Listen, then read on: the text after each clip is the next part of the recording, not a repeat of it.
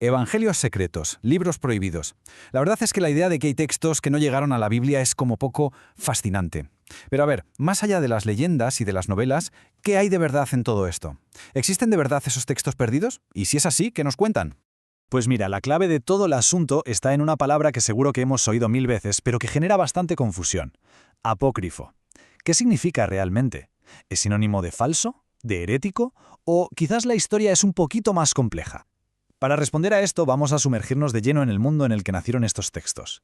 La respuesta, como suele pasar, no está en un único lugar. Se encuentra más bien en la confluencia de dos mundos increíbles.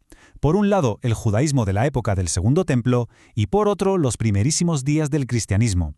Eran épocas de una efervescencia religiosa, cultural y literaria brutal. Y es justo ahí donde vamos a encontrar las respuestas que buscamos. Muy bien, vamos a meternos en faena.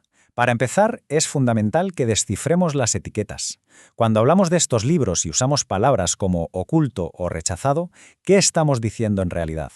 A ver, la palabra apócrifo viene del griego y originalmente significaba algo así como oculto o secreto. Pero claro, como nos explica el experto Antonio Piñero, el significado ha ido cambiando con el tiempo. Hoy en día, cuando la usamos, solemos pensar en algo falso o que ha sido rechazado por la corriente principal, por lo que se considera ortodoxo. Es una palabra, como veis, con mucho peso. Pero ojo, aquí es donde la cosa se pone interesante. El académico James Van der Kamp nos da una advertencia muy importante.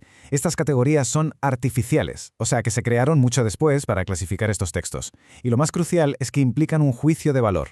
Llamar a un libro apócrifo es, de alguna manera, ponerle una etiqueta de segunda categoría. La realidad en el momento en que se escribieron no era para nada tan simple, no era una cuestión de libros buenos y libros malos. Y para entender de verdad por qué estas etiquetas son, como dice Van der Kamp, artificiales, tenemos que abrir el plano. No estamos hablando de unos pocos textos sueltos, sino de de una auténtica explosión de literatura. El contexto, como siempre, lo es todo. Pensemos en un periodo de casi 600 años, desde que se reconstruye el Templo de Jerusalén hasta que los romanos lo destruyen. Fue una era de imperios gigantes, Persia, Grecia, Roma, una época de una agitación política y cultural enorme. Y en mitad de todo ese caos, de todo ese cambio, la gente escribía, vaya si escribía. Y cuando digo que escribían, no me refiero a un par de textos aislados. Lo que tenemos aquí es un universo literario en toda regla. Había desde los que llamamos apócrifos del Antiguo Testamento, o los pseudoepígrafes, hasta descubrimientos que lo cambiaron todo, como los rollos del Mar Muerto. Y ya en el lado cristiano, una variedad inmensa. Evangelios gnósticos, evangelios de la infancia, de todo. Esta explosión literaria, además, cubría todos los géneros que nos podamos imaginar. Había crónicas históricas, libros de sabiduría, poemas, oraciones, visiones apocalípticas. Era, en el fondo, una conversación enorme, vibrante y súper diversa sobre Dios, sobre la humanidad, sobre el sentido de la vida, una conversación que duró siglos. Y claro, todo esto nos lleva a la pregunta del millón. ¿Por qué? ¿Qué llevaba a la gente a escribir todas estas historias? La respuesta es fascinante, porque nos conecta directamente con necesidades humanas que, en el fondo, siguen siendo las nuestras. Pues mira, una de las razones principales era sencillamente narrativa. Los textos que luego se considerarían la norma, la Biblia canónica, dejaban muchos huecos, muchas preguntas en el aire. Y es que está en nuestra naturaleza querer completar la historia, rellenar esos espacios en blanco para tener una imagen más redonda. Y ese deseo de rellenar huecos, claro, se alimenta de la curiosidad, que es una fuerza psicológica potentísima. Como apunta Antonio Piñero, los primeros cristianos sentían una curiosidad inmensa por la figura de Jesús y por su familia. ¿Cómo fue de niño? ¿Qué pasó con su madre María? ¿Y con José? Los evangelios apócrifos, sobre todo los de la infancia, nacieron precisamente para satisfacer esa demanda popular de saber más. Pero las motivaciones iban mucho más allá de la simple curiosidad. Muchos de estos textos son una forma de lidiar con una de las experiencias humanas más profundas y difíciles, el misterio del sufrimiento. ¿Por qué a la gente buena le pasan cosas malas? ¿Dónde está Dios cuando hay injusticia? Estas obras no daban respuestas fáciles, pero sí que creaban un espacio para explorar estas preguntas tan angustiosas.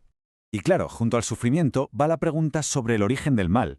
De hecho, algunos textos, como el Evangelio de Bartolomé, se meten de lleno en temas como el origen de los ángeles, de los demonios. Intentaban dar un sentido al universo y a las fuerzas que parecen gobernarlo. Eran, en cierto modo, intentos de hacer un mapa de la realidad espiritual.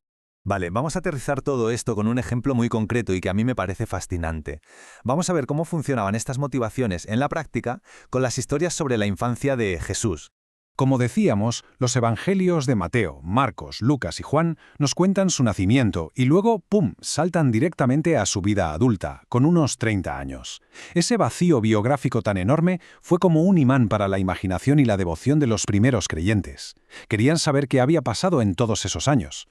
Y aquí viene una clave psicológica fundamental que nos da el historiador Bart Ehrman. La mentalidad de la época era muy diferente a la nuestra. Para ellos, el carácter de una persona no se desarrollaba, sino que era fijo desde el nacimiento. Por lo tanto, contar historias de un niño Jesús haciendo milagros no era solo un cuento entretenido. No. Era una forma de demostrar que su naturaleza divina, su poder, ya estaban ahí desde el principio.